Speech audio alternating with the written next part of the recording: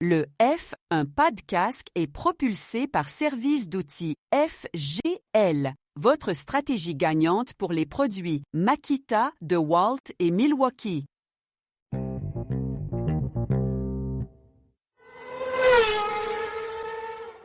Vendredi 1er mai, mon nom est Martin Simon, Simon avec un C, et il me fait plaisir de vous souhaiter la bienvenue à un autre épisode du F1 Podcast. Aujourd'hui, c'est votre guide pour Miami 2026, ce qui signifie qu'au cours des prochaines minutes, vous aurez l'opportunité de m'entendre en compagnie de notre collaborateur François Goulet, vous donner le plus d'informations possible afin que vous puissiez profiter pleinement de votre week-end de course. Et on débute maintenant avec l'actualité dans le monde de la Formule 1.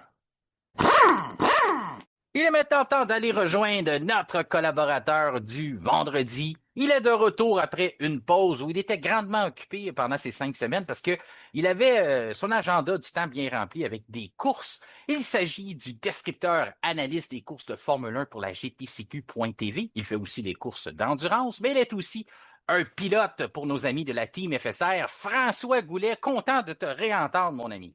Ah, pareil, là, il était temps que la F1 redémarre. Je te dirais que j'ai pas manqué de m'occuper pendant cette pause parce que tu sais que, évidemment, j'aime beaucoup d'autres séries. J'ai eu la chance de voir Verstappen au Nürburgring. J'ai vu Lance Stroll à Paul Ricard. Et je me suis aussi découvert des vidéos de Hot Wheels comme tu as pu le voir l'autre jour. Simon m'a mis au défi de regarder une course de 24 heures. En tout cas, je suis pas sûr que je vais le faire. Mais bon. Non, je pense Mais j'avais hâte de revenir. Puis c'est vrai que c'était une pause un peu, un imprévu. Ouais, un imprévu. Longue, mais il commence à faire beau dehors et Miami, c'est une place ensoleillée. C'est une bonne raison de faire le retour. Puis en même temps, ça va peut-être donner du temps aux écuries de Formule 1 de travailler un peu. Ben oui, on est en route vers Montréal d'une certaine façon Oui, aussi. Ça également. s'en vient, même s'il y a 3 semaines.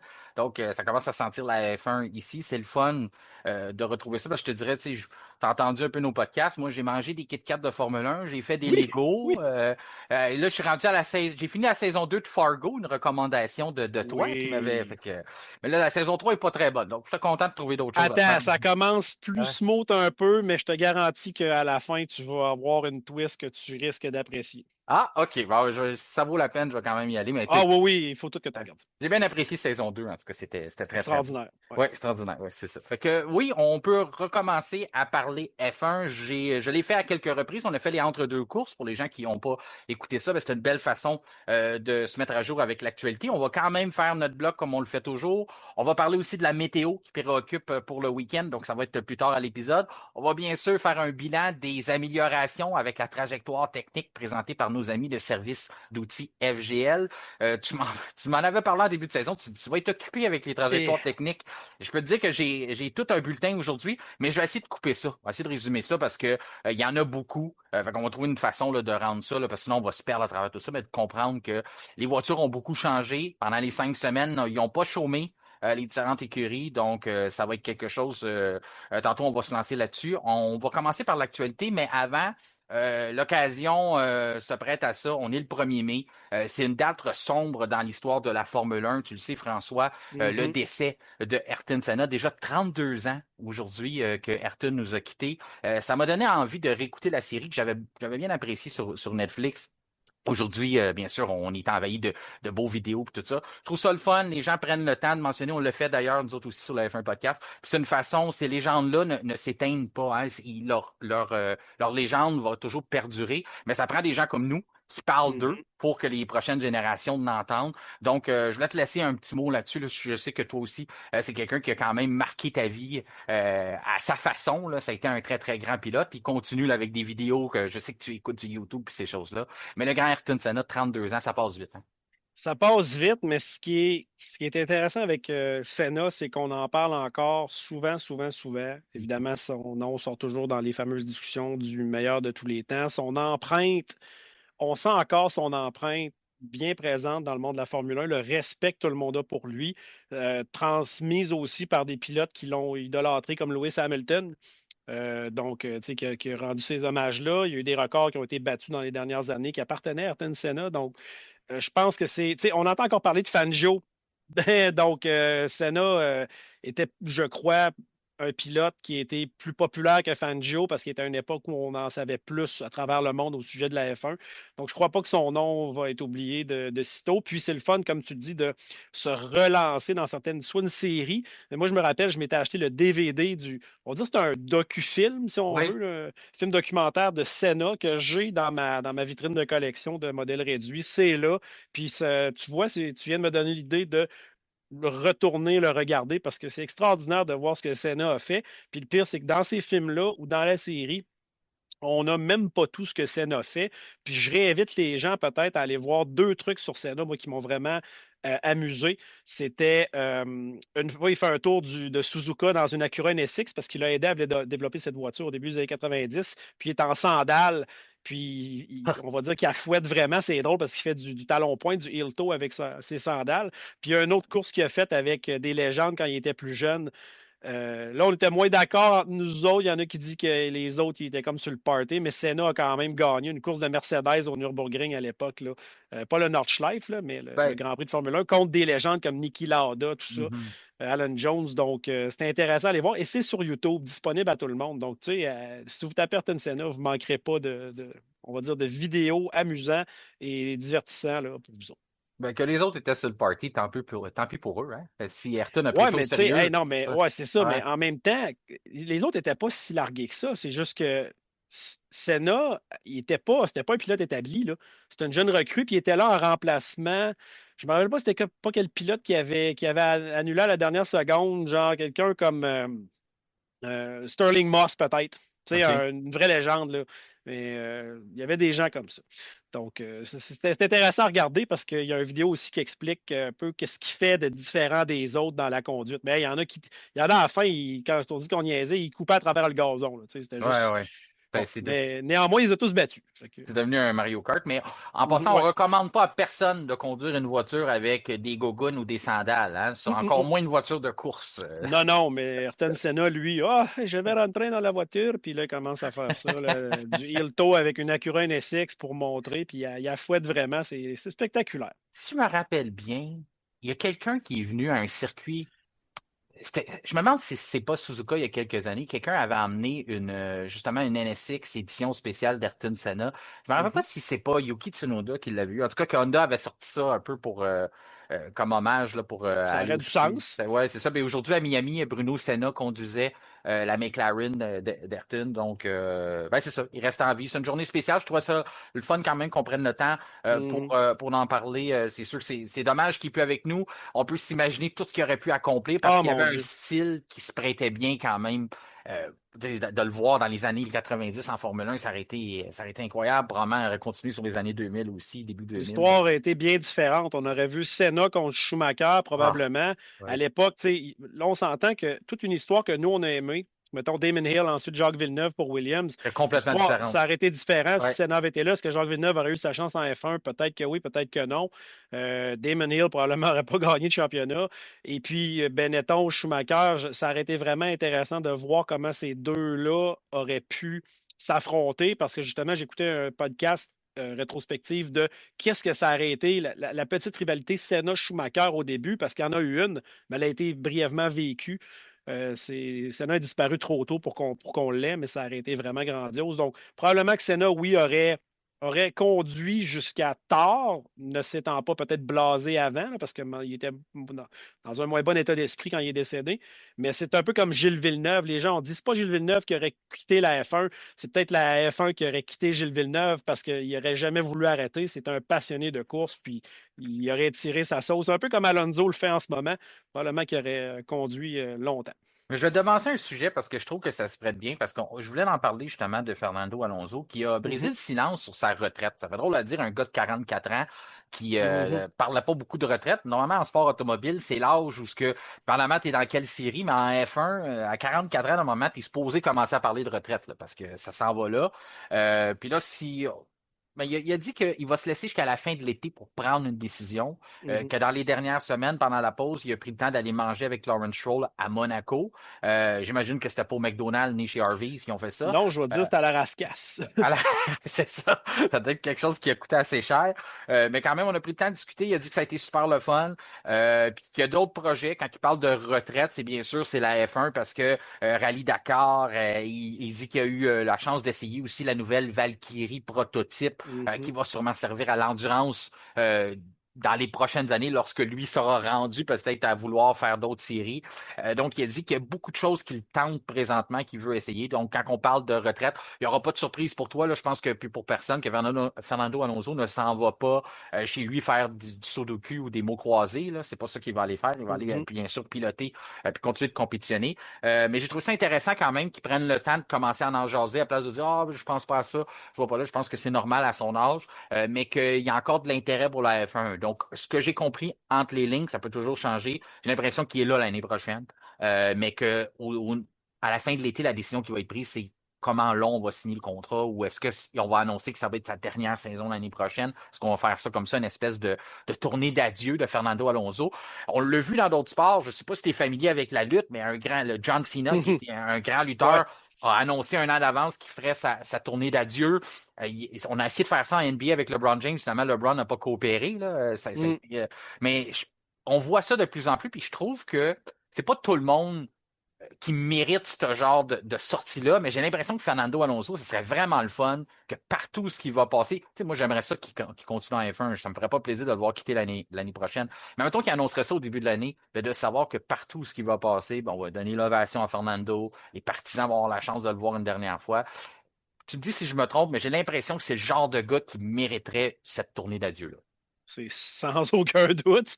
Je veux dire, en fait, Fernando Alonso, à l'âge où il est rendu, on peut l'avoir aimé ou ne pas l'avoir aimé à travers sa carrière, mais il impose un respect, il est respecté de tout le monde. Moi, c'est un pilote que j'aime. Je trouve ça impressionnant de voir, à l'âge où il est rendu, la performance qu'il est capable de donner. Là, on s'entend que l'Aston Martin n'est pas là, mais on l'a vu.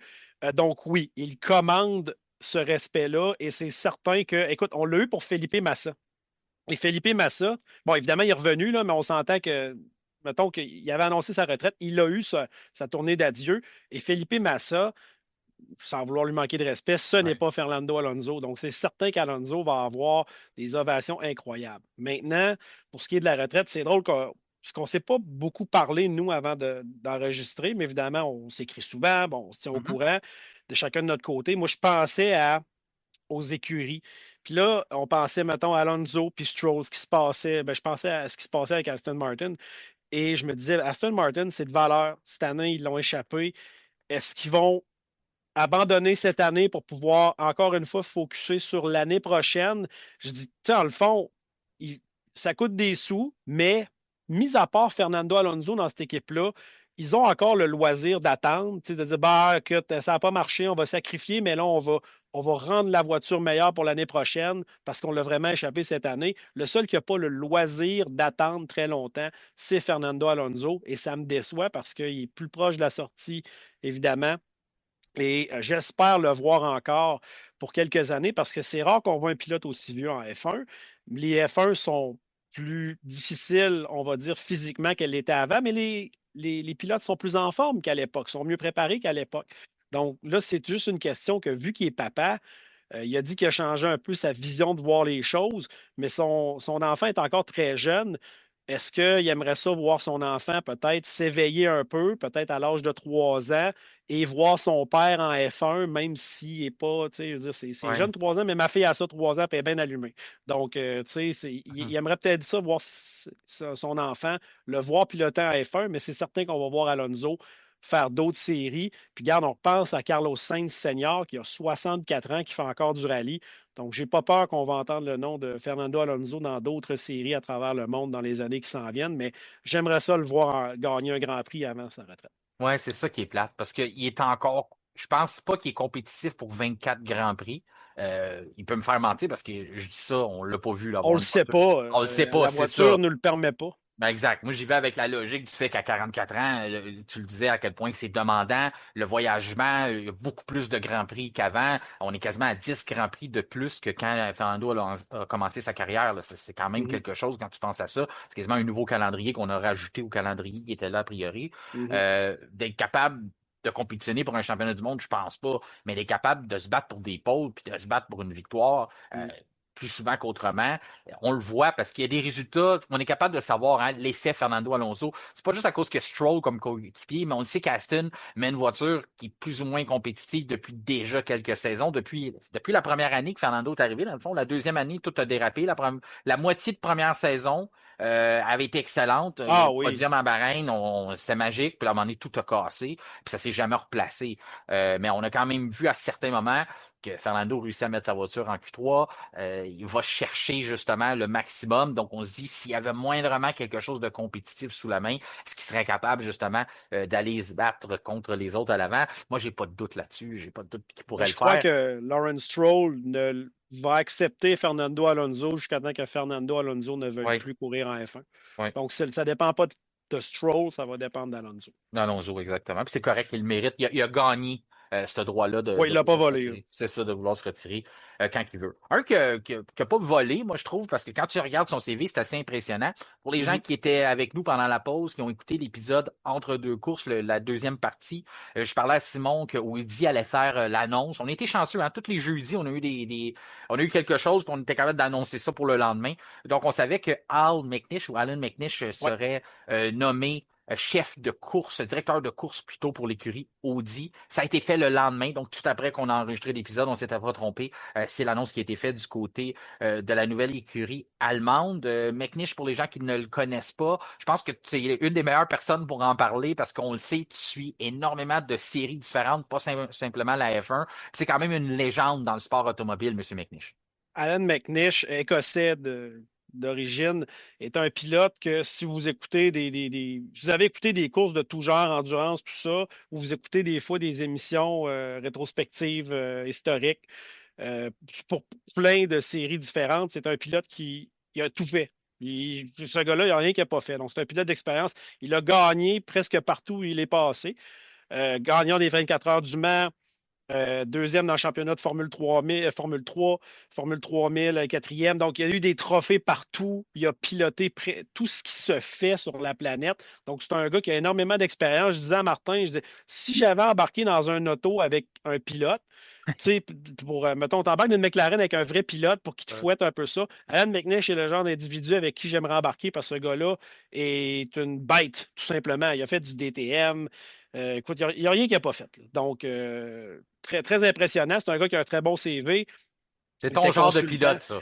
C'est tout à fait mon genre de pilote. Certainement le même genre de pilote que Simon aime beaucoup. Donc, versatile. Donc, oui, c'est tout à fait le genre d'individu pour lequel j'ai énormément de respect. Pas très vieux, Alan McNish, je pense qu'il a 56 ans, si je ne me trompe pas. Donc, tu sais, il a encore beaucoup de temps devant lui pour travailler. Puis, il y a tellement de bagages. C'est ça qui est le fun avec Alan McNish, c'est qu'il a tellement fait de choses que des fois, vu que tu viens de l'extérieur, tu peux apporter une vision. Ben, il ne vient pas nécessairement de l'extérieur, mais il a tellement fait de choses à part la Formule 1 qu'il peut amener des fois des visions différentes que les gens de la F1 qui ont juste fait peut-être de la F1 sont peut-être plus fermés, n'ont pas ces idées-là. Donc, je suis content de savoir parce que c'est un nom moi, c'est un nom que je connais bien. Puis des fois, les promotions qu'on a vues dans les derniers mois, on parlait de telle ou telle personne. Ah, ben, on sait que ces gens-là ont de l'expérience à droite, à gauche, mais on les connaissait moins. Alan McNish, moi, c'est quelqu'un en qui j'ai confiance, quelqu'un que je connais bien de réputation. Tu sais, j'ai vu quelques courses avec lui dans ma vie, mais c'est quand même longtemps qu'il roule sa bosse. Donc, très content de le voir arriver là, puis j'espère que ça va bien aller pour lui, là. Je lui souhaite beaucoup de succès. Tu t'es pas trompé pour le 56 ans. Il est né en 1969. Donc, je pense que c'est ça que tu avais avancé comme âge, que tu Oui, étais exactement. pile dessus. Donc, pas trop vieux, capable de rendre service. C'est un homme de confiance pour Audi. La situation de son embauche a quand même fait pas sursauter, mais quand même attiré mon attention que Mattia Binotto voulait mettre en poste quelqu'un qui le connaît bien, quelqu'un qui l'a à ses côtés. Puis j'ai dit à Simon que c'était aussi celui qui s'occupait des stratégies chez Ferrari avec Mattia Binotto. Donc, Audi a levé la main et a dit, bah, on n'est pas trop sûr, on va mettre ce gars-là à la place, qu'on connaît bien. Je ne sais pas à quel point Mattia Binotto a été échaudé par ça. Tu es quand même le président directeur général du programme Audi Formule 1. Mais c'est Mhm. normal que tu réponds à quelqu'un au-dessus de ça, à la tête de la pyramide. Puis eux, on dit, ben, nous autres, ton directeur de course, on aimerait ça prendre lui. Puis Metnish, techniquement, je ne sais pas si c'est l'argent qui l'a convaincu ou c'est l'emploi du temps qui a changé, mais c'est quelqu'un qui a été pressenti longuement quand on voulait faire son arrivée en F1 du côté d'Audi. Beaucoup avançaient le nom de McNish comme directeur d'écurie ou peut-être à la tête, mais c'est pas nécessairement le gars qui connaissait plus la F1. Donc, dans ce rôle-là, moi, ce que je trouve intéressant, c'est que plus souvent qu'autrement, dans ce sport-là, on a tendance à aller dans un cercle fermé, de dire, ah, ben, ça prend du monde avec de Mhm. l'expérience en F1, simplement F1, pas d'expérience. Mais souvent, on sous-estime un peu l'apport des autres séries parce que on s'entend, la Formule 1, c'est différent, mais ça reste de la course automobile. Donc, il y a des éléments que tu peux aller, que tu as vécu. Tu sais, dans les courses d'endurance, justement, la fiabilité d'une Mhm. voiture, c'est des choses que tu comprends bien. La précision aussi, la planification d'un week-end de course que tu peux voir justement dans les courses d'endurance, les arrêts au puits, même si on se bat pas nécessairement pour avoir un arrêt le plus rapidement possible, il y a des choses qu'on peut prendre, des stratégies. Donc, il y a quand même des éléments de la course de l'endurance que c'est le fun d'emmener ça en F1. Je trouve que Audi a bien fait, mais surtout la formule électrique. Je sais que Mhm. ça va déranger les gens parce que c'est un sujet qui polarise beaucoup, à quel point que on a augmenté l'électrification en Formule 1, donc 50-50, ou du moins on est tout près de là. Mais d'avoir un gars qui a travaillé pour Audi avec la Formule E dans les débuts de la Formule E, de la Formule électrique, donc les développements de ça, d'avoir un gars qui a cette expertise-là, ben, j'ai l'impression que ça peut aider Audi aussi dans cette nouvelle ère de Formule 1. Là.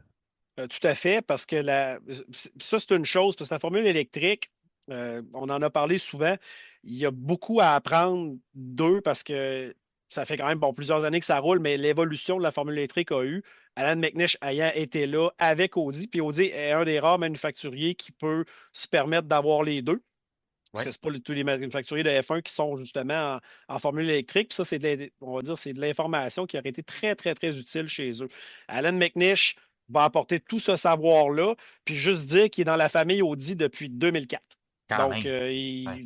c'est un gars, tu sais, je veux dire, il a toujours été avec eux, donc c'est la confiance de l'un envers l'autre. Moi, on va dire, cette promotion-là, versus un stratégiste pour Ferrari, Ouais. exemple. Ouais, à l'époque, en tout cas, ça n'a jamais été. On en rit depuis quelques années. Je pense que c'était le bon choix. Espérons juste que Binotto et lui, ben, ils doivent déjà se connaître. Là. Donc, j'imagine que ça va bien s'entendre. Puis, je veux que ça marche bien. Mais oui, la formule électrique, là, la F1 a beaucoup à apprendre, peut-être, le- on va dire des écuries de formule électrique. Là.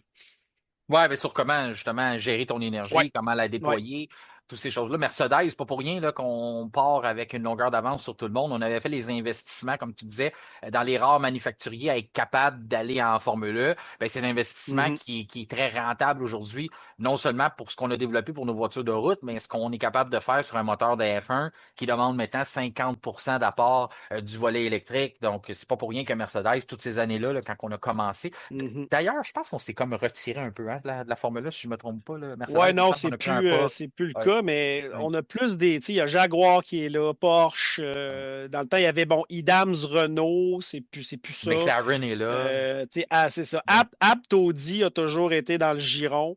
C'était comme ça l'écurie, là, jadis, quand c'est rentré. Puis écoute, tu avais Mahindra qui font des tracteurs ouais. de pelouse, etc. Donc, ils ont leur propre écurie. Mais c'est hâte de voir comment ils ont évolué parce que je pense qu'on a déjà parlé au début dans une course de formule électrique, il fallait que tu aies deux voitures Ben et oui. une faisait la moitié de la course, le pilote sortait, entrait dans la deuxième voiture parce que sinon il n'y avait pas assez de batterie. Maintenant, ils ont une seule voiture, suffisamment de batterie. Il faut qu'ils gèrent ça un peu. J'invite les gens à découvrir ça. Formule électrique, c'est très, très bien. Puis il faut qu'ils fassent des tours, mettons, qu'il faut qu'ils prennent une certaine ligne pour avoir une poussée de puissance supplémentaire pendant X nombre de minutes. Là. Moi, si Donc, c'était pas du son, là. Moi, c'est le son. ouais, C'est le c'est son, je c'est suis pas sûr que capable. c'est bien juste. Hum, Ils ont juste une sorte de pneu, que ce soit ouais. pluie ou sec, mais ça reste que c'est des pilotes de premier plan. Tu as des anciens F1 ou des potentiels F1. C'est tous des pilotes qui font de l'endurance ou qui ont fait du DTM à l'époque où c'était ou du GT Super GT japonais. Donc, c'est vraiment des pilotes extraordinaires, des anciens pilotes de F1, comme je disais. Pascal Verlaine est là, André Lotterer en a fait, Sébastien Buemi pour ne nommer que ceux-là. Donc, c'est vraiment une antichambre de la F1. Puis, c'est intéressant, mais oui, le bruit n'est pas intéressant, mais mis à part ça, quand tu t'habitues, le spectacle est très bon, ça joue du coude, puis sinon, c'est très intéressant, les courses de formule électrique, fait que... En tout cas, c'est l'expérience qui a été acquise par les ouais, écuries, par en les gros, c'est ça. manufacturiers qui ont mis de l'argent là-dedans. Ben, aujourd'hui, C'est pas leur perdu. sert. On le voit, Mm. Mercedes a fait un très bon moteur. Puis là, Audi, ben, on va peut-être essayer d'aller dans cette même veine-là avec C'est peut-être la McLaren. raison pour laquelle ils performent si bien cette année comparé, mettons, ben, c'est sûr que, comme on dit, on a repris Sauber, mais ça Ouais. reste qu'ils ne sont pas risibles cette année, Audi. Non, non, Donc, non. À part les départs, on en parlait avec Simon mhm, dans le dernier épisode. Puis c'est ça le problème, c'est qu'on savait qu'on avait une problématique au départ. Je pense que le meilleur départ de la saison, c'est Bortoleto, puis il a perdu 4 positions. Mais tu peux pas te mm, permettre de commencer comme ça parce que tu as des belles qualifications quand même. Puis là, tu arrives, mhm, tu sais que tu vas sacrifier des places. Puis il y a pas à dire, là, la fois qu'il a perdu 4 places, Bortoleto a fini dans les points. Donc, mm, imagine si on était capable de couper un peu sur la perte qu'on a au départ parce qu'on gère mal, c'est avec le phénomène du turbo et tout ça, de la préparation du moteur pour un départ de Formule 1. C'est complexe maintenant, on le voit. Il y a eu des ajustements même dans la nouvelle réglementation, on va en emmener plus tard. Mais ça, on voit que pour l'instant, Audi, c'est surtout là que ça blesse le plus, c'est qu'on n'est pas capable de décoller. Du côté marketing, gérer les médias, ben, McNish aussi risque de faire des entrevues. Donc, ça va être à surveiller. Un qui en a fait toute une entrevue, puis ça a fait parler, c'est Lance Stroll, qui est revenu de vacances, pas vraiment de bonne humeur, là, parce que ah, mais s'il n'a pas gagné, c'est à cause de GT3 à ouais, Paul ça doit être Ricard, là, mais ça. bon. Mais il a quand même pris le temps de dire que ben, moi, il avait l'air d'un gars pas content parce qu'il a dit qu'il a tout aimé, qu'est-ce qu'il a conduit, plus que qu'est-ce que. Il a dit j'ai essayé, j'ai fait des tests de F2 ou F3, en tout cas. Comme tu dis, il n'a pas gagné à Paul Ricard. Il a essayé des voitures prototypes, il dit tout est plus le fun qu'une F1, il n'y a pas de le fun à conduire ça. C'est fake. En tout cas, disons, il est vraiment pas revenu de bonne humeur. C'est pas le seul qui fait ça, mais à un moment donné, il Mhm, va falloir que quelqu'un, je comprends, j'aime ça que il n'y ait pas leur langue dans leur poche, on sort pas les cassettes puis toutes ces choses-là, mais à un moment donné, ça fait mal au sport. J'ai jamais entendu, je me rappelle pas dans un sport d'avoir vu des gens sortir publiquement puis autant cracher sur le produit. Tu sais, je sais que toi, tu es un fan de basketball, mais s'il mhm. fallait que LeBron James ou les têtes d'affiche avant chaque match disent c'est plate un match de basket, puis il n'y a pas de compétition, puis c'est plate jouer au basket, puis j'aime mieux jouer dans mes ligues d'été. En tout cas, j'essaie Oui, de mettre oui, ça dans. ben, c'est Ça ça. serait pas bon.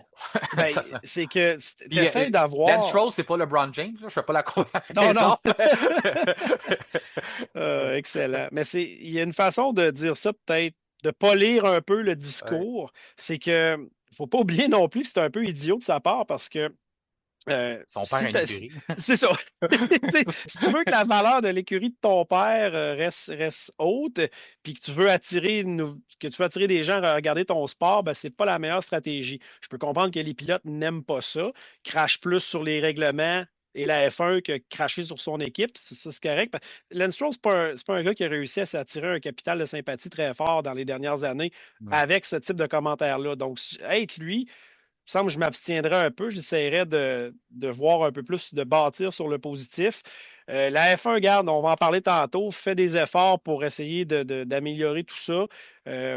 Écoute, il n'y a jamais rien de parfait, là. Je ne sais pas, ça fait combien d'années que les gens. Il y a toujours des doléances au sujet de la F1, peu importe c'est quoi, DRS, le turbo, pas turbo, bruit. Ouais, Bon, Shrek, pneus, pas c'est ça. pneus. On Ouais. est, c'est ça, pneus avec, ils appellent ça les groove tires dans le temps, ou Ouais. les slicks. Bon, ça, je suis content qu'on soit revenu au slick, mais bon, il y a toujours de quoi qui va déplaire au monde. Donc, c'est d'essayer d'attirer le monde, puis de bâtir sur le positif, puis dire, ah, ben, tu sais, non, mais tu sais, c'est sûr que c'est moins de fun, mais on travaille fort, puis là, tu sais, il y a du spectacle, là, il y a l'aspect danger, tu sais. Essayer de bâtir sur le fait que, la F1 travaille fort pour améliorer ça, puis essayer d'amener les voitures le plus sécuritairement possible à un spectacle adéquat et plaisant pour les spectateurs. Tu sais, il fait juste chialer.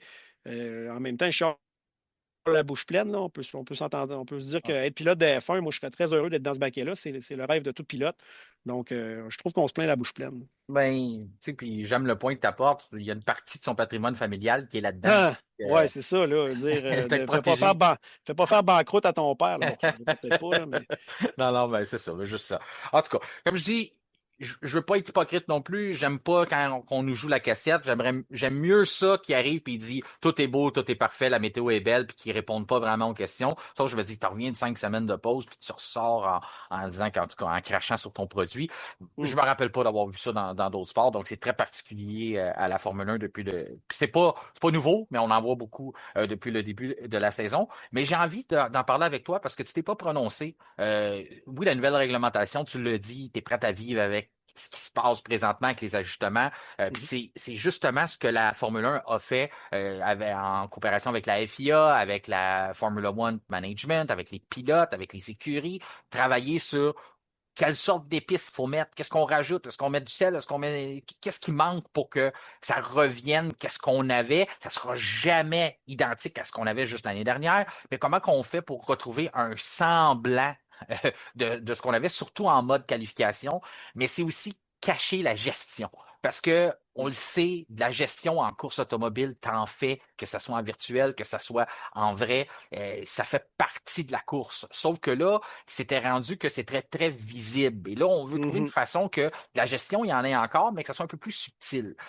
Donc, je vais épargner les gens parce qu'on le fait quand même, mais je vais quand même faire ça bref, les ajustements qu'on a fait, puis je veux savoir ton avis là-dessus. Le Mhm. fait que on a réduit le nombre de mégajoules qu'on est capable d'accumuler, d'emmagasiner sur un tour en qualification. Donc, ça, en gros, ce qu'on lance comme message, c'est que tu as bien beau essayer de lever le pied, ta réserve n'en prendra pas plus. Donc, tu n'as Mhm. pas de tablette pour en mettre de côté. Donc, à la longue, pousse, puis dépense que tu as parce qu'arrête d'en emmagasiner parce que tu peux pas en emmagasiner plus que ça. Ça, encore là, c'est pour forcer les pilotes à dire appuyer sur le champignon puis qu'on fonctionne au maximum. Puis on a donné une récompense à ça, c'est qu'à dire, c'est que le terme anglais, on appelle ça du super clipping ou power Ouais. clipping. C'est que, dans le fond, tu emmagasines l'énergie pendant que tu es à fond, pendant que tu roules. Nous autres, c'est ce qu'on préfère parce qu'on le voit pas à l'œil. On voit que le pilote, à part Mhm. la lumière qui va s'allumer sur la voiture qui va scintiller, mais normalement, ce qu'on va voir, c'est que le pilote est à fond. Puis là, il y a une recharge qui va se faire de ça. On va venir emmagasiner de l'énergie. Ça, on a bonifié un peu de 100 quelques kilowatts. Donc, à ce moment-là, c'est ce qu'on dit, c'est que tu es plus récompensé à appuyer sur l'accélérateur qu'à lever le pied. Donc, c'est des mesures de sécurité, mais c'est surtout aussi des mesures pour retourner aux qualifications qu'on avait, ceux que j'appréciais tant et que toi aussi, que je suis certain que la majorité de nos auditeurs, c'est-à-dire les qualifications qui récompensent le risque et le talent et non ceux qui sont plus conservateurs. C'est vrai. Puis les pilotes vont s'amuser aussi Oui. davantage. Parce que Charles Leclerc a été vocal là-dessus dans la mesure où ce que lui, c'est un pilote qui aime ça aller chercher le tour banzai. Là, avec ce qu'il y avait comme réglementation, c'était plus trop le cas. Donc, moi, j'aime que la F1 ait fait on va dire, ce petit ajustement-là. Ça va probablement nous donner une qualif plus intéressante à Miami. C'est là qu'on va voir le premier échantillon. Simon le disait, ça va prendre plus qu'une course pour se faire une tête. Et en même temps, la F1 n'est pas allée nécessairement à l'extrême du spectre des changements. On Comme a le changé juste. 60-40 là, C'est que ça. moi je l'évoquais, là, ouais. Ouais, on a changé un petit peu. On se garde de la marge pour voir un peu ce qui va arriver. Pareil pour en course où on ne veut pas avoir une autre situation comme à Suzuka. Quoique, tu sais, c'est pas tous les circuits qui sont similaires là, avec l'accident d'Oliver Burman, mais risque moins d'arriver là, à Miami. Mais Miami, il y a beaucoup de virages À aveugles l'aveugle, aussi, là. oui, oui, oui. Donc, mais c'est vraiment pas le même type de circuit. Donc, ça, on va en reparler tout à l'heure. Donc, moi, je suis content que la F1 FIA fasse ces petits ajustements-là. C'est un pas dans la bonne direction. Est-ce que ça va être concluant d'emblée, mettons? Est-ce que on va juste avoir besoin de ça? Écoute, je vais me garder une gêne, comme je dis, comme Simon dit, on va attendre quelques courses. Mais ça prend ça. Puis s'il ne l'avait pas fait, ben, ça serait encore beaucoup plus critiqué. Mais l'important aussi, c'est que les pilotes s'amusent. Puis tu sais, t'entends Lance Stroll on disait chialer, excusez-moi, on dit, se plaindre.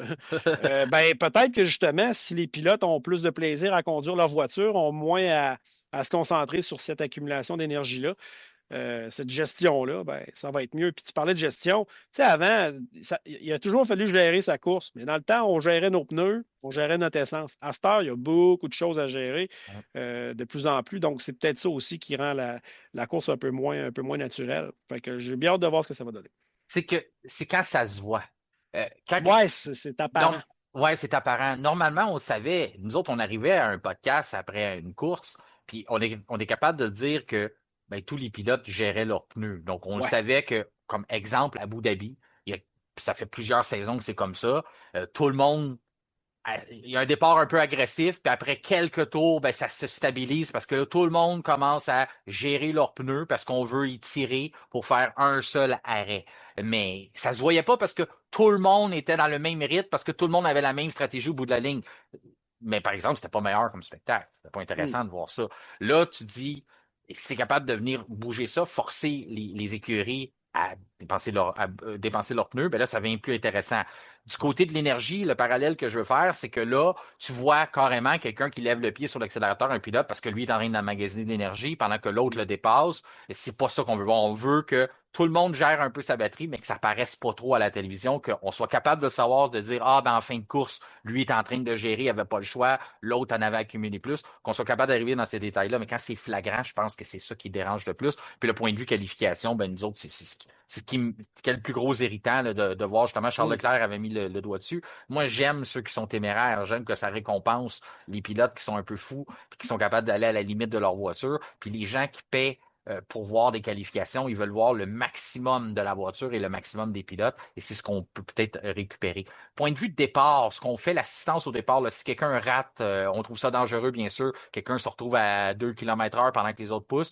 Ça va être un petit coup d'énergie, là, une petite poussée dans le dos. Ouais. Dans le fond, le MGUK va s'activer puis va donner à peu près, va aider à atteindre une vitesse d'à peu près 50 km/h ou un peu plus pour donner un petit coup de départ là, pour empêcher que ça soit trop dangereux. Puis qu'on voit notamment ce qui est arrivé là, avec Franco Colapinto qui avait Oui. évité Liam Lawson là, dans le sauvetage, Justesse. le sauvetage de l'année. Qu'est-ce que tu penses de ça, toi, cet ajustement? Euh, ben, d'un côté, au niveau sécurité, ça va, mais là, ce que j'ai entendu, c'est que ceux qui ont un départ misérable, je vais le mettre en guillemets, il faut Mhm. l'utiliser pour une fois, ont le droit à ça, tandis que si tu as un départ raisonnable, tu n'as pas Il le l'a pas. droit. Donc, je trouve que c'est comme ça Mais récompense c'est, l'échec à quelque part, si j'ai ouais, bien compris cette nouvelle réglementation-là. Tu sais, au nom de la sécurité, c'est bien bon, mais là, des équipes qui ont réussi à se démarquer, à avoir des bons départs, ben, est-ce que ça va juste aider à avoir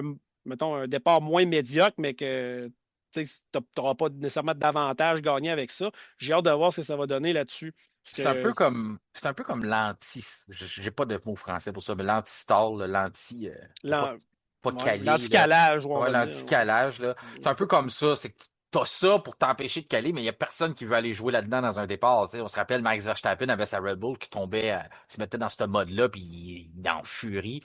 Donc, j'imagine que ça va aider, mais c'est surtout pour empêcher qu'il y ait un trop gros écart de vitesse au départ. Mais de ce que j'ai compris, on a fait bien attention que ça ne devienne pas une certaine récompense ou qu'on peut pas Ouais, utiliser ça pour que, tu comprends ce que je veux dire, essayer c'est de ça, pour gérer. gagner un avantage en Ouais, piste. Ouais, exactement. En tout cas, OK. on va Ouais. le voir, là. On va sûrement quelqu'un qui va aller jouer là-dedans dès le premier Grand Prix, mais c'est pas supposé devenir un avantage, c'est encore supposé. C'est juste entre les deux. C'est pour vraiment être Ouais. sûr qu'on n'ait pas une voiture qui est complètement arrêtée. Mais Simon, j'étais d'accord avec lui. Il nous l'a dit dans le dernier épisode aussi. Ça fait partie de la course automobile. C'est juste qu'on en voyait beaucoup moins dans les dernières années quelqu'un Mhm. qui connaissait un mauvais départ ou qui s'y C'est lançait vrai. pas. Parce on est tellement rendu, on a des pratiques, on travaille tellement là-dessus sur les écuries, du côté des écuries, mais quand même, ça va être à voir. Ben, En je comprends terminant, d'où ça vient, Martin, parce qu'il y a déjà eu des gros accidents, il y a eu des oui. morts à Ah oui. l'époque. Non, non, non, on veut pas ça. Ça, je Ouais. comprends. Une voiture arrêtée, puis c'est le pire sentiment, là. Puis t'es là Ah arrêté, non, tout le c'est monde sûr. décolle autour de toi. Écoute, Mhm. tu te sens pas gros, là. En terminant, je veux dire Miami, qui continue de s'implanter en Formule 1. On va faire des investissements monstres. On se rappelle de la prolongation de contrat qui est venue avant même que son contrat était mis à terme. Donc, habituez-vous, là, le Grand Prix de Miami est là pour rester. Et là, ce qu'on va faire, c'est qu'on va grossir aussi le Paddock Club. Là, dans le fond, ça a l'air d'un gros bateau de croisière, hein, où ce qu'on va au-dessus des garages avec tous Mhm. les balcons. Puis on va grossir ça à un agrandissement de 115 000 pieds carrés. On va être capable de tourner aux alentours du virage 1, 2, 3. Donc, on va avoir 9000 sièges qui vont venir s'installer là-bas. Et puis, à 20 000 le billet pour être là, ben, c'est 9000 bonnes raisons d'ajouter. Misère. C'est des bonnes raisons d'ajouter des billets. Donc, 9000 places de plus qu'on va avoir là. Et ça m'a incité à poser la question du jour. On pourra en venir tout de suite après dans notre prochain bloc quand on Mhm. parlera du circuit. Mais je veux savoir, pour nos auditeurs, la question présentée par nos amis de chez Sona Viking, est-ce que vous vous habituez au Grand Prix de Miami. C'est quoi votre appréciation pour ce circuit-là? Donc, est-ce que vous l'appréciez? Vous pourriez le remplacer dès demain matin pour un classique ou vous commencez à l'apprivoiser, ces choses-là. Donc, on mettra des choix de réponse pour ça, mais je suis curieux de voir si ça commence à s'ajuster comme un Grand Prix. Pas un classique encore, mais si les gens commencent un peu plus à apprécier, parce que ça a été critiqué, hein? C'était Mhm. mi-figue, mi-raisin au début quand c'est arrivé. La fausse Marina a dérangé des gens, là, on n'en parle plus Ouais. trop. On n'en parle plus trop, fait qu'il faut croire qu'on s'est habitué. Mhm. Euh, on a eu des. On a eu quand même des bonnes courses. C'est dur à dire. La première était ordinaire parce que c'était surtout à la télévision, on avait mal montré. Euh, mais on a quand même des week-end sprints à toutes les fois. Il y a du monde qui se présente là. On fait des ajouts aux établissements à tous les grands prix. Donc, on voit qu'on aime la Formule 1 du côté de Miami. Les investissements du propriétaire des Dolphins sont là. Mais je suis curieux de savoir de la part de nos auditeurs c'est quoi leur perception. Puis là, toi, on va être capable de le savoir dans le prochain bloc parce qu'on s'en va là tout de suite. On va parler de notre week-end de course, puis on va mettre la table, puis en même temps, on va savoir ce que tu penses de ce circuit-là de Miami. Perfecto.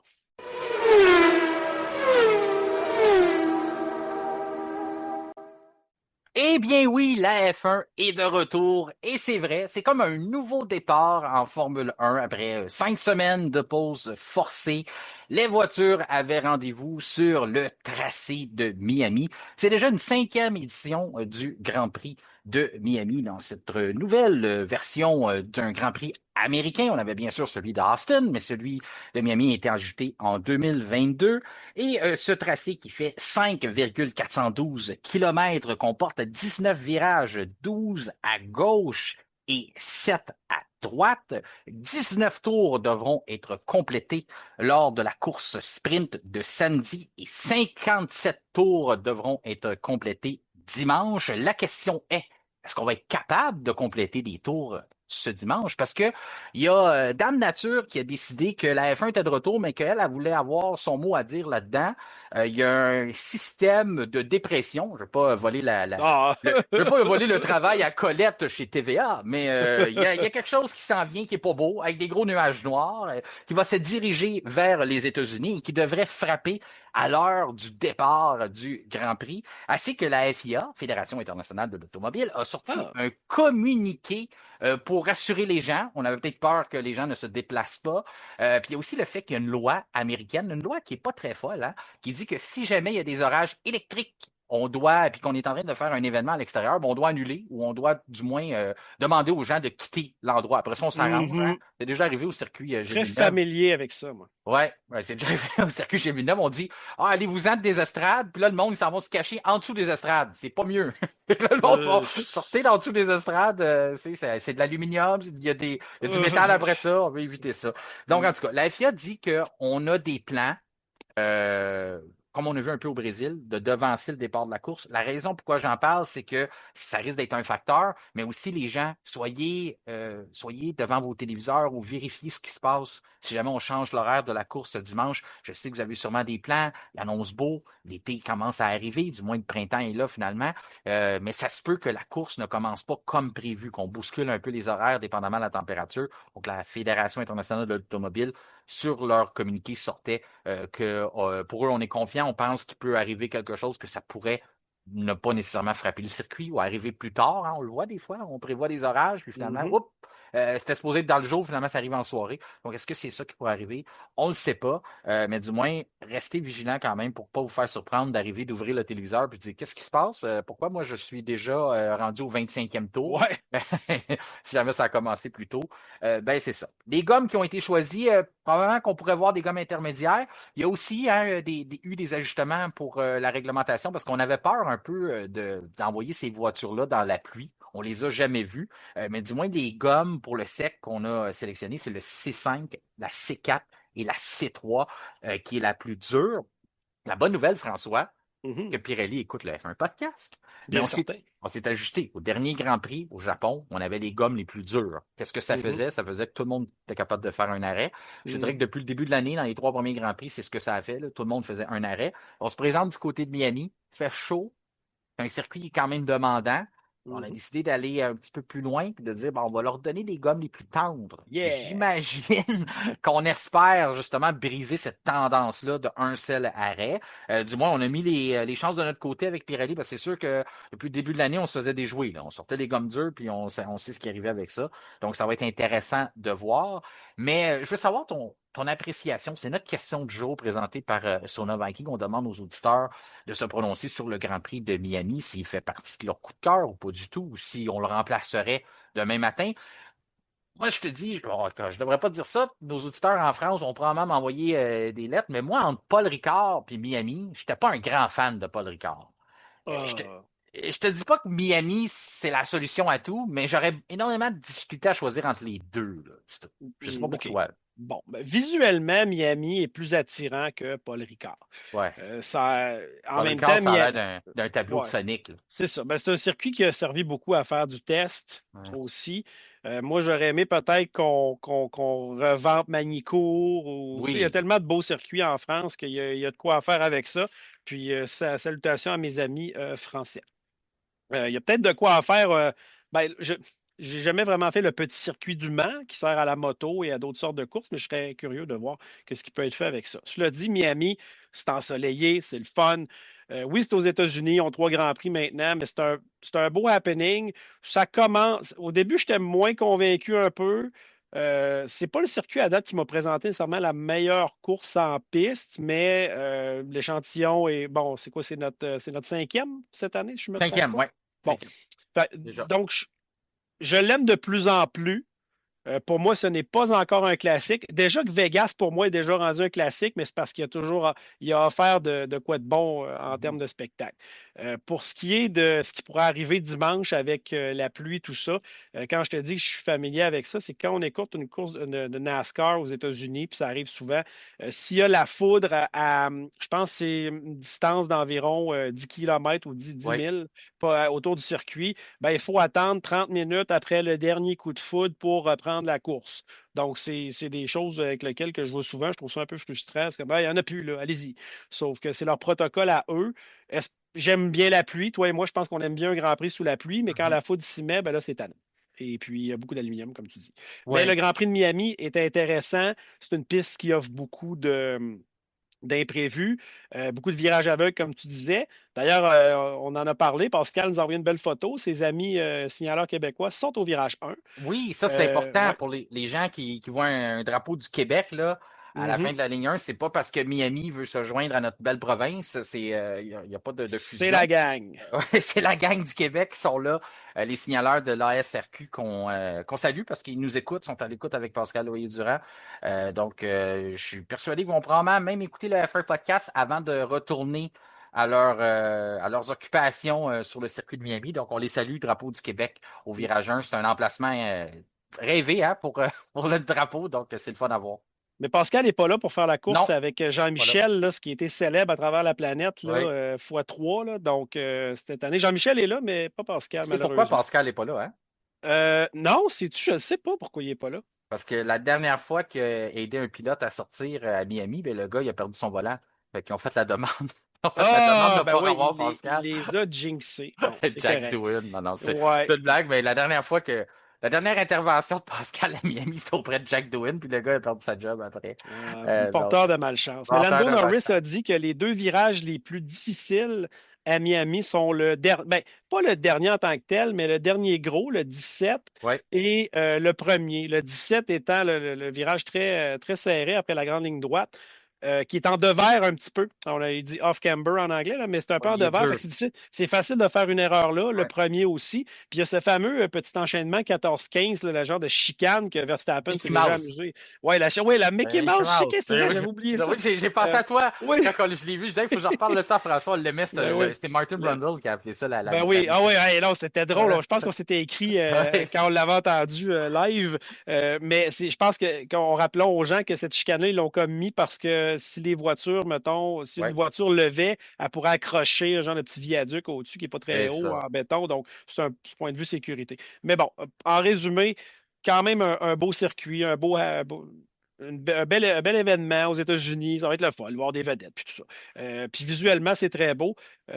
Donc, j'ai bien hâte de voir cette année. N'oublions pas qu'Kimi Antonelli a fait sa première pole pour sprint l'année Mhm. dernière là-bas, si je ne m'abuse. Ouais, ouais, ouais. Donc, c'est un circuit qu'il aime bien. Ça risque d'être intéressant pour le championnat. Puis il avait l'air relax, Kimi Antonelli. Ben, J'ai mis c'est le le faux. point. J'ai mis le point que les 5 semaines pourraient probablement mettre de la pression sur lui. Mais je trouve qu'on a bien géré ça de Mercedes. On l'a pas vu, Kimi. On n'a pas, tu sais, on Hmm, n'a pas entendu. Il a probablement été avec sa famille en Italie, bien tranquille, mais pas probable. on l'a pas vu se promener aux États-Unis, tu sais, profiter du plein de t'es beau, t'es fin, t'es champion, tu sais, donner des grandes Ouais. entrevues ou quoi que ce soit. Tu vois qu'on l'a dit, va te reposer, prends ça relax. Puis je Mhm. trouve ça le fun parce que c'est vrai que ça aurait pu accentuer le stress sur lui.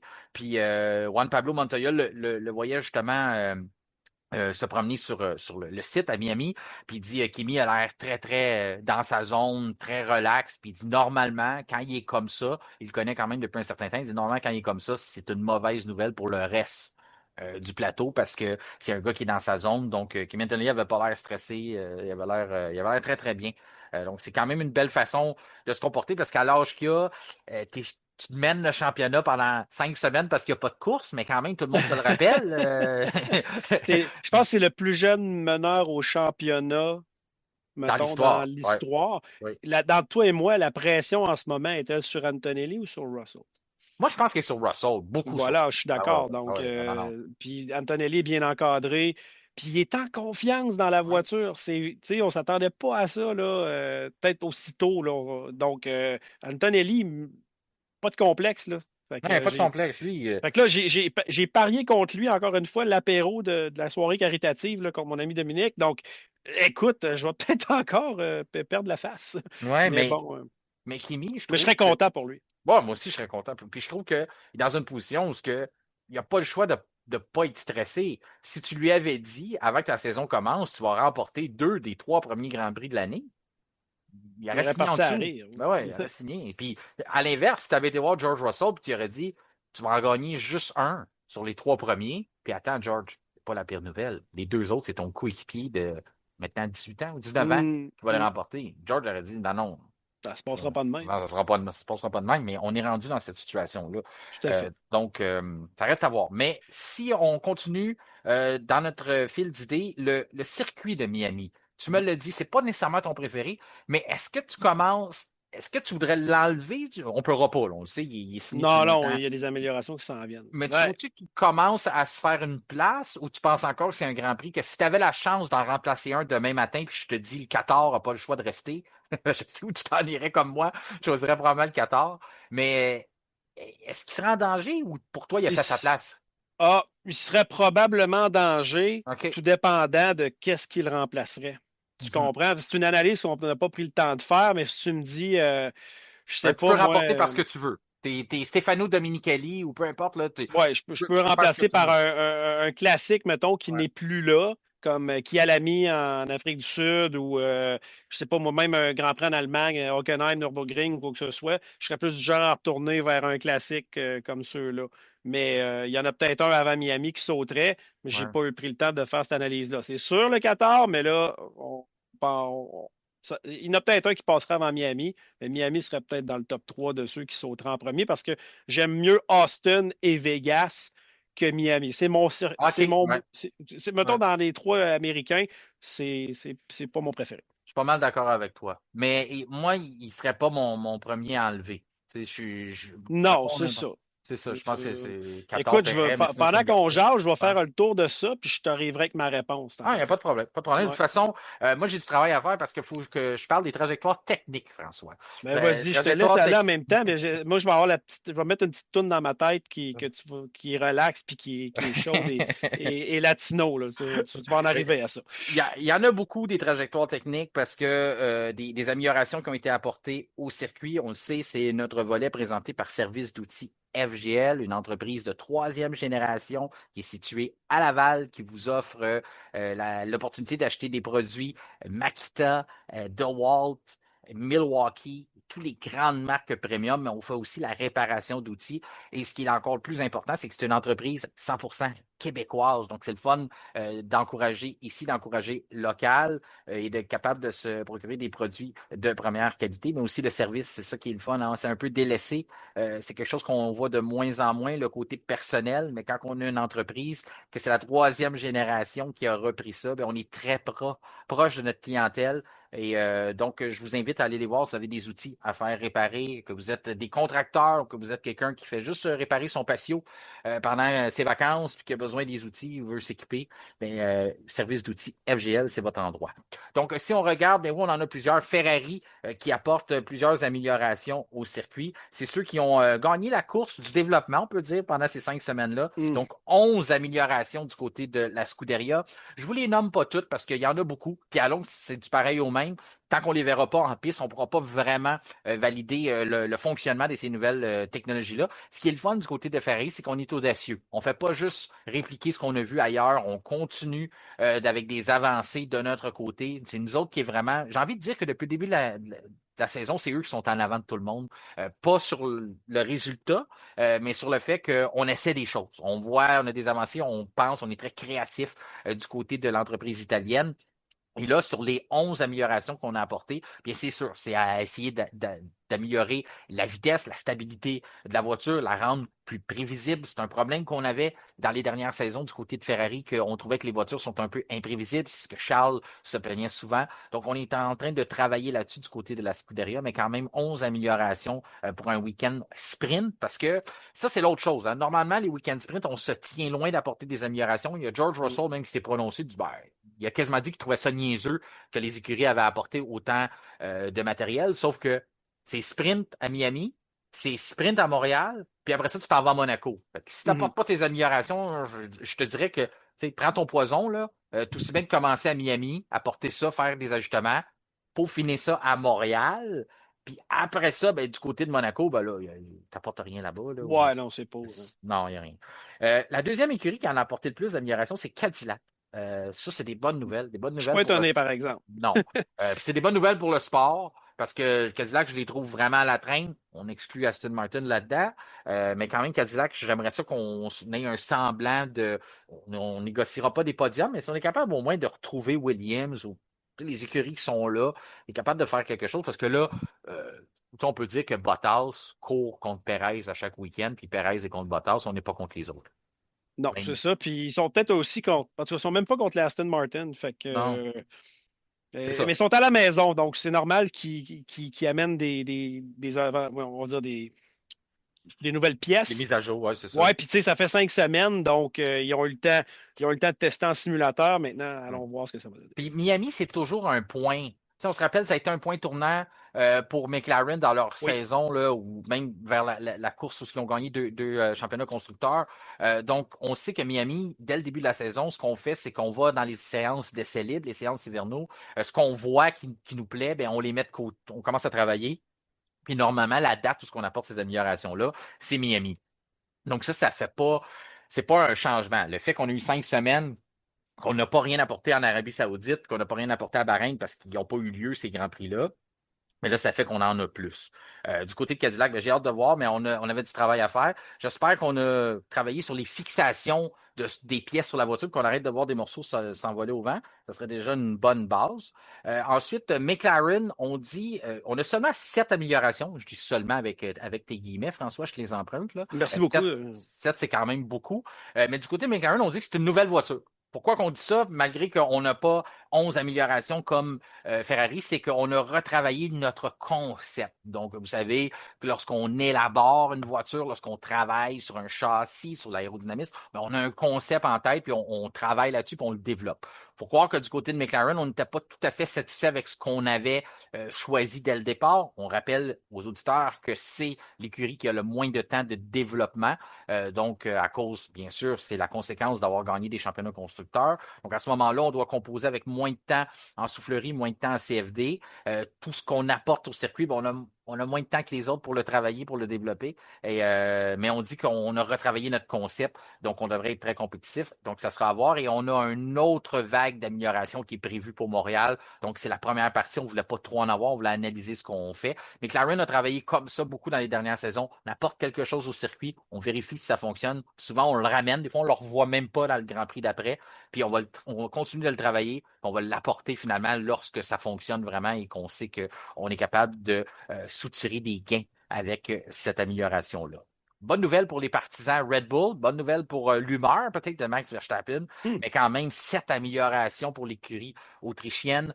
On a travaillé le devant de la voiture, c'est quelque chose qu'on avait raté, on pourrait dire. La turbulence des voitures qu'on suit venait affecter beaucoup notre voiture. On se rappelle que Max Verstappen parlait d'instabilité. On avait essayé de jouer un peu avec ça au Grand Prix du Japon. Finalement, on avait fait pire. L'équilibre de la voiture, c'est très important pour tous les pilotes, mais encore plus pour un pilote comme Verstappen, quadruple champion du monde, qui aime lancer sa voiture dans les virages et s'ajuster par après. Donc, si on a un déséquilibre, si on a un mauvais ballon sur la voiture, ben à ce moment-là, lui, il ne se sent pas en confiance, il va avoir un déséquilibre. On l'a vu, hein. Je pense, je me rappelle pas avoir vu Verstappen donner autant de petits ou de gros coups de volant quand il rentre dans les virages. Chanceux de ne pas avoir perdu la voiture plus souvent que ça. Mais c'est surtout ce qu'on a travaillé. Donc, la turbulence, on a changé de l'aileron avant de la voiture. On a aussi changé les conduits de frein parce que comme l'air n'arrive plus, le premier point de contact avec le vent, c'est toujours l'aileron avant. Facile, là. Mais une fois qu'on comprend ça, et là, c'est là qu'on peut gérer sur comment on va le disperser sur la voiture au complet. Donc, ce qu'on a travaillé du côté de Red Bull, ben, ça a des conséquences sur tout le reste. Si on change l'avant, ben, il a fallu changer les conduits d'aération pour les freins. Après ça, on a changé les pontons sur les deux côtés de l'auto. C'est des changements qui sont assez drastiques. Puis après ça, on a travaillé jusqu'à l'arrière de la voiture où ce qu'on a apporté notre bijou à nous ici au F1 Podcast, à moi et François, qu'on aime beaucoup, c'est-à-dire la Macarena Wing. Ah!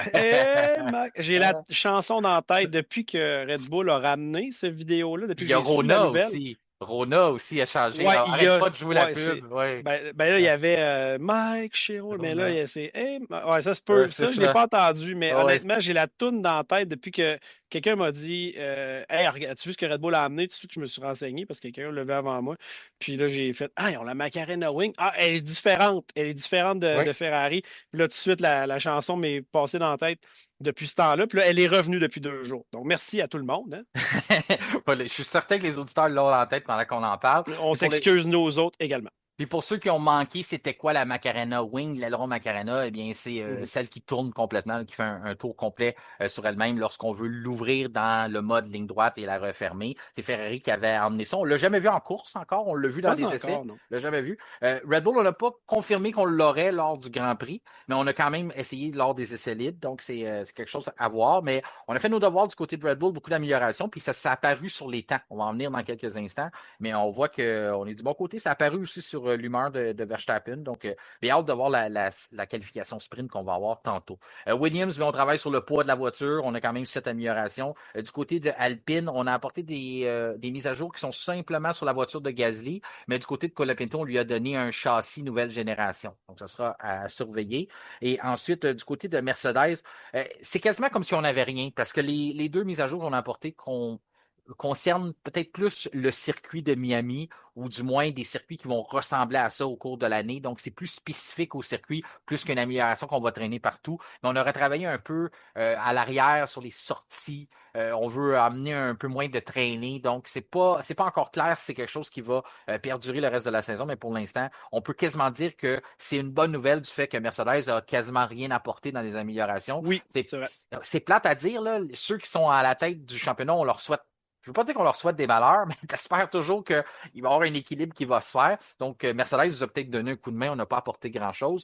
Il y a il y a une autre façon de voir ça, de dire peut-être qu'ils en ont tellement dans les poches où il y en a qui pensent qu'on retient un peu les performances du moteur parce que on a des périodes d'ajustement prévues par la FIA où ce qu'on va donner des surplus de développement aux écuries qui tirent de l'arrière. Donc, ce qu'on veut éviter du côté de Mercedes, c'est qu'on se retrouve avec tellement un avantage sur les autres qu'on décide de dire à Ferrari on va vous donner 5% plus de temps pour développer votre moteur. On veut pas ça. On veut essayer de limiter l'écart qui va se faire. Donc, Mercedes, on n'en monte pas trop notre jeu. Le fait qu'on n'apporte rien, c'est peut-être un pari, mais je sais qu'on va avoir des affaires, on va avoir des améliorations du côté de Montréal. mais quand même. On a Audi aussi qui a apporté, c'est quand même assez minime ce qu'on a apporté du côté Ils ont apporté Alan McNish. Ouais, c'est ça, on a apporté un gagnant multiples gagnants des 24 heures du Mans. Donc, du côté de Haas aussi, c'est discret avec simplement une amélioration. C'est un peu décevant de leur part. Là, on est quand même aux États-Unis. Aston Martin, zéro. J'ai Marc-Antoine Garand,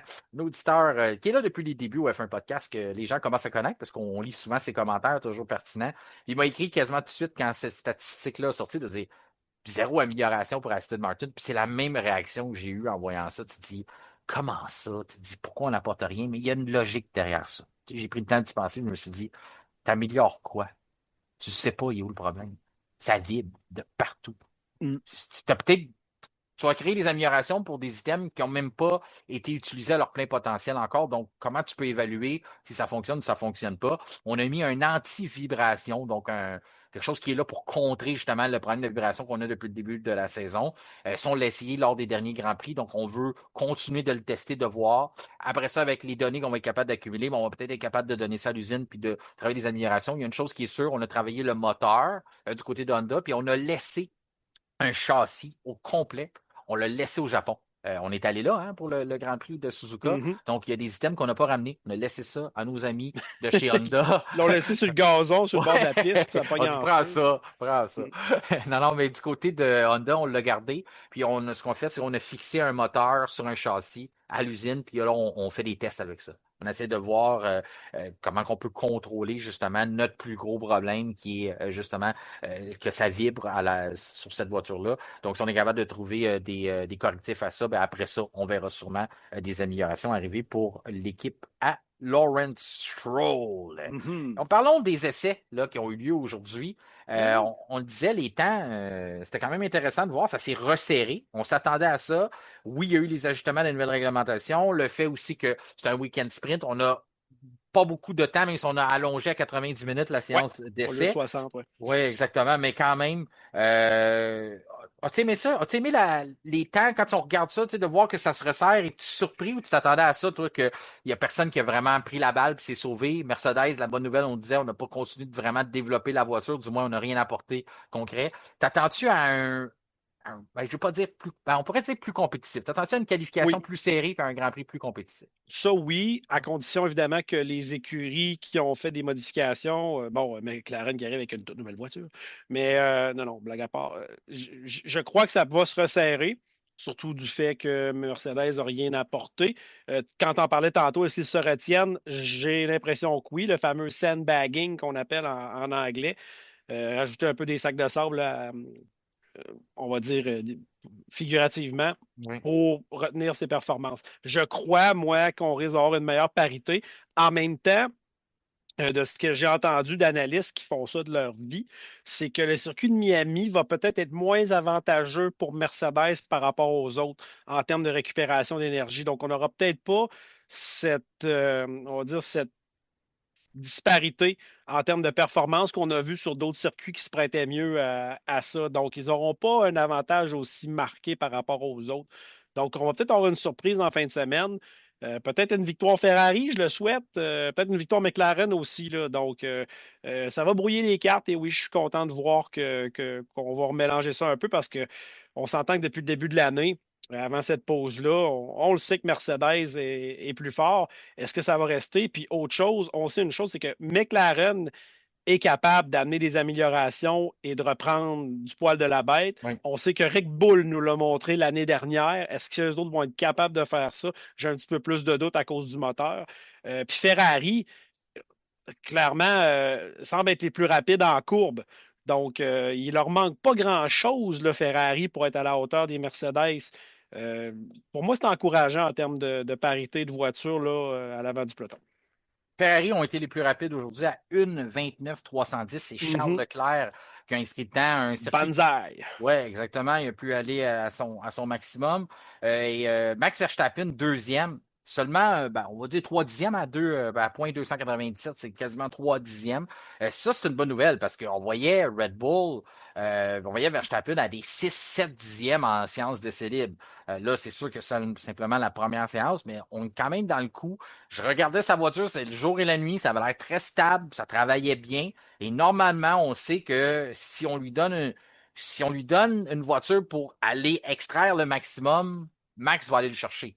Il est capable de faire Ah, ça, ça. c'est sûr. Puis de revoir Verstappen dans la compétition, je pense que c'est intéressant. Puis de voir Mhm. Red Bull aussi se joindre. C'est une écurie de plus qui avait été un peu larguée depuis le début de l'année. On se battait avec les Haas et les Alpines à l'arrière. Donc on a besoin là, de voir cette bataille d'écuries-là, cette parité-là se réinstaller. Derrière Verstappen, c'est Piastri. Déjà là, les gens ont fait le calcul. 3 écuries différentes dans le top 3 des Mhm. séances d'essai libre.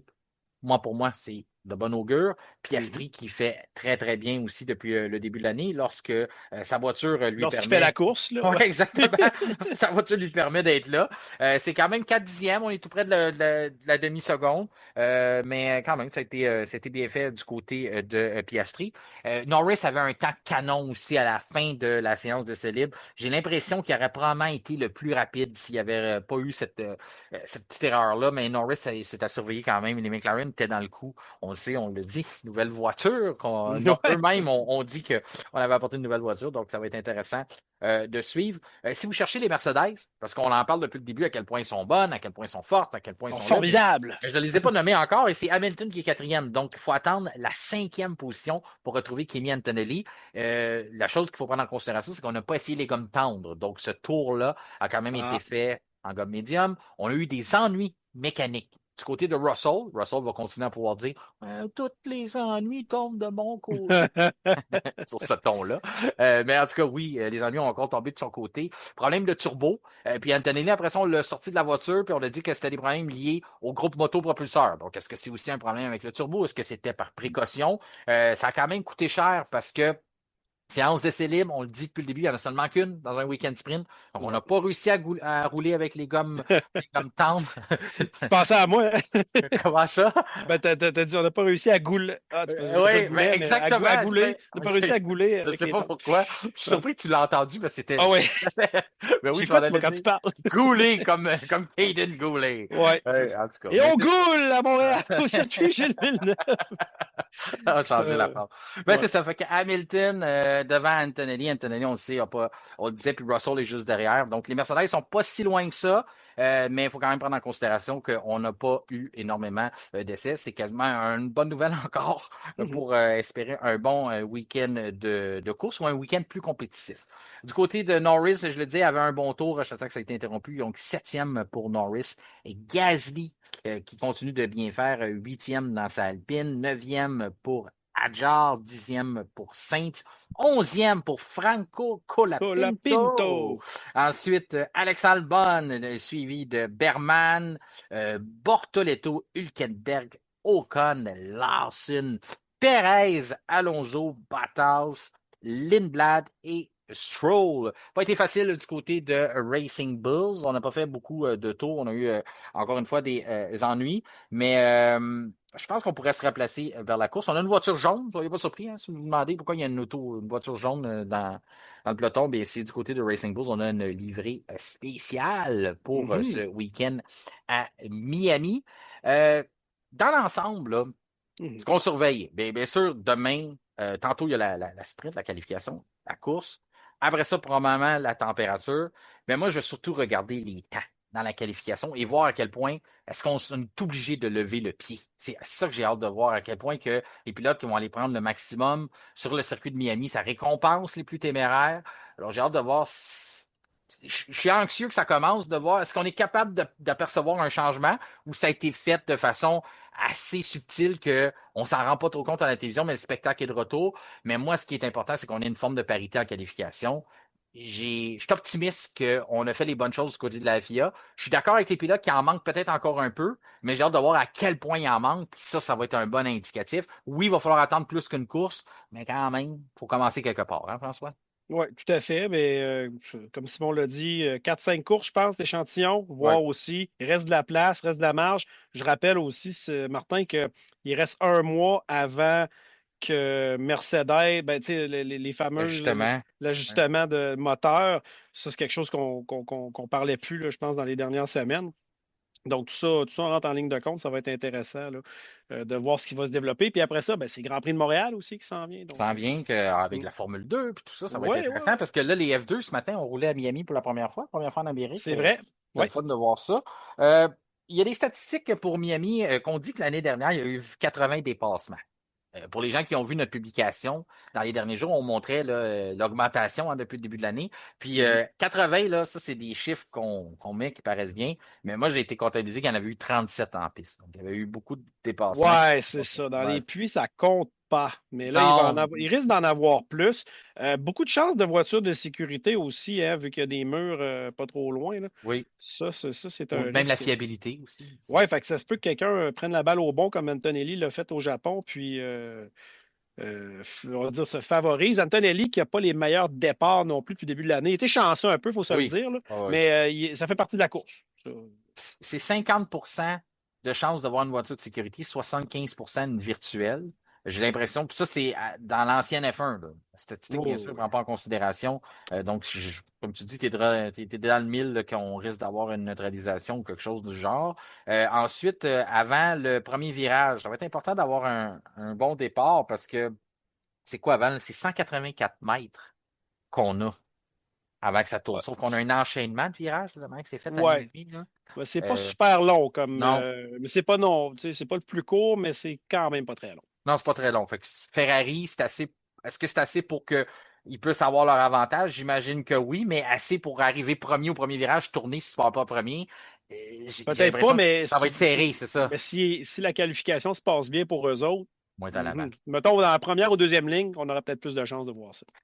J'ai envie de dire que quand tu apportes 11 améliorations au circuit, pis si tu décroches pas la pole, là, c'est de démotiver un peu ton. Tu sais, surtout d'où tu pars. C'est sûr, si je regarde Cadillac, là, on a 9 améliorations. Ouais, là, c'est pas la même game, là. Pas la même game. Mais j'imagine que Ferrari, il va avoir une forme de déception. Admettons qu'on est la troisième écurie en fin de semaine, là. Tu commences à te dire qu'est-ce qui reste dans le sac qu'on peut apporter, là. Parce qu'on a apporté, je comprends qu'il faut les maximiser après ça, il faut développer cette fenêtre de performance-là avec ce qu'on a trouvé. Mais quand même, j'ai l'impression qu'on joue quand même gros, même si c'est juste le quatrième Grand Prix de l'année, mais avec tout ce qu'on a apporté. Même chose pour Red Bull, il faut qu'on voit une amélioration. Si Max Verstappen se retrouve coincé derrière une voiture Haas, qu'on n'aurait pratiquement rien apporté, et ouais, je ne veux même pas être à côté de lui quand il va sortir de la voiture parce qu'il. En tout cas, c'est Mais d'après moi, il annonce. Az est mieux au championnat en ce moment que Red Bull. Oui, mais avec tout ce qu'on apporte du côté de Red Bull, on peut pas juste se retrouver Non. au même point. Il faut qu'on fasse du progrès parce que eux ont rien fait puis nous on a fait quelque chose. Donc si on est encore au même stade, c'est correct qu'on a corrigé Bobo, mais tu dis, en tout cas, il y a beaucoup de petites bagarres, puis il y a beaucoup d'informations à aller chercher sur ce qu'on va voir en fin de semaine. C'est ce qui est très intéressant. Je pense qu'il était temps que ça recommence. Ça amène beaucoup d'improbabilité le fait que ça fait longtemps qu'on les a pas vus. Parce que normalement la pause d'été, les écuries n'ont pas le droit de travailler sur les voitures. Mhm. Alors, donc, là, c'est ça Mais qui c'est est pas le cas. différent. Non, c'est ça qui rend ça vraiment différent. Vas-y avec ta prédiction, François, pour la pole position, pour le. Ben, on va y aller pour la sprint, hein, parce que ça va se passer OK. aujourd'hui. Donc. Bon, pour la sprint, je vais faire comme l'année dernière. Je vais mettre Kimi Antonelli, Leclerc, Russell. Et pour la course, je vais mettre Leclerc, Russell, Antonelli. OK. Les mêmes pilotes dans le désordre. Les mêmes pilotes dans le désordre. Ben oui, parce que des Mhm. fois, il y a des améliorations qui se passent entre le. Moi, j'irais. Moi, je pense que c'est Leclerc qui va avoir la pole. J'ai l'impression que ça va être très serré avec Verstappen. J'ai l'impression qu'on a pris le dessus sur les Mercedes à cause de qu'est-ce qui s'est passé, là, qu'on n'a pas eu le temps de pratiquer tout ça, que ça va être un peu plus compliqué en qualification parce qu'on le sait, hein, la qualification, il faut qu'on le fasse avec les gommes dures. Mhm. Après ça, on arrive avec les gommes médium, je veux dire médium, puis après ça, on arrive en gomme tendre. Si on les a pas Mhm. essayés, j'ai hâte de voir ce que ça va donner. Une petite balle courbe pour eux, mais dans la course, on va être capable de se replacer après ça, de faire les dépassements pour probablement les gagner. Euh, mais je vais avec une pole position pour Charles Leclerc. Il est dû. D'accord. Il est Mhm. dû. Puis, en même temps, ça serait un beau signe on a fait les bons ajustements du côté de la FIA, puis que Charles a retrouvé son mojo en qualification. Si on a Mhm. Verstappen aussi qui est proche de là, ben, j'ai l'impression que ça enverrait un bon message. Puis en même temps, ça peut calmer un peu l'atmosphère dans les paddocks. Que c'est. ces pilotes-là se retrouvent un peu un semblant de réalité. Donc, ça reste à surveiller. Mais une chose est sûre, c'est qu'on va avoir tout un week-end de course. Mon François, il était temps que ça revienne. Oui, Ça je suis revienne d'accord. bien, bien, bien d'accord. Bien content d'avoir ça. Puis on espère que nos Canadiens de Montréal vont faire le travail ce soir sans leur mettre trop de Mhm. pression. Parce qu'on veut pas un match numéro 7 en même temps que le Grand Prix de Formule 1 Non. dimanche. Je suis certain que je suis pas le seul à souhaiter ça. Donc, puis après ça, nous, on a un podcast à enregistrer. Donc, les Canadiens, là, si vous êtes à l'écoute, Martin Mhm. Saint-Louis, ça prend une victoire ce soir, Let's donc on go. envoie, on envoie les ondes positives. C'est rare qu'on parle de hockey, des fois on fait des liens, C'est mais vrai. là, Je l'écoute, encourage. je m'en vais écouter ça, là. Go Ouais, Habs, go. je pense que tout le monde s'en va là. Donc, on Ouais. s'en va écouter les sprints, la Les qualification, puis sprints, après ouais. ça, on saute au hockey. Donc, go Habs go, on envoie des ondes positives à notre club canadien. Puis on a même, pour nos auditeurs français, on a une partie de la France avec nous, avec Alex Texier maintenant. Donc, je suis Mhm. certain il y a certains de nos auditeurs qui suivent le hockey aussi. Donc, en tout ça, je te souhaite un bon week-end de hockey, un bon week-end de course automobile. C'est de retour. Oui. Du soleil, profite du bon temps. Et puis, on se reparle très bientôt, François Goulet. Encore une fois, merci d'avoir été ici avec nous aujourd'hui. Toujours un plaisir. Bonne fin de semaine à tous. C'est ce qui conclut notre épisode du vendredi 1er mai. Notre prochain rendez-vous sera lundi avec notre retour sur le week-end de course à Miami. Mais d'ici là, je vous invite à nous rejoindre sur les différents réseaux sociaux, notamment sur Facebook, Instagram ainsi que LinkedIn, et à vous abonner à nos chaînes Spotify, YouTube, Amazon Music et appuyer sur la petite cloche, question de recevoir une notification lors de la publication des nouveaux épisodes. Mon nom est Martin Simon, Simon avec un C. Je vous remercie de faire confiance au F1 Podcast et je vous souhaite un excellent week-end de course.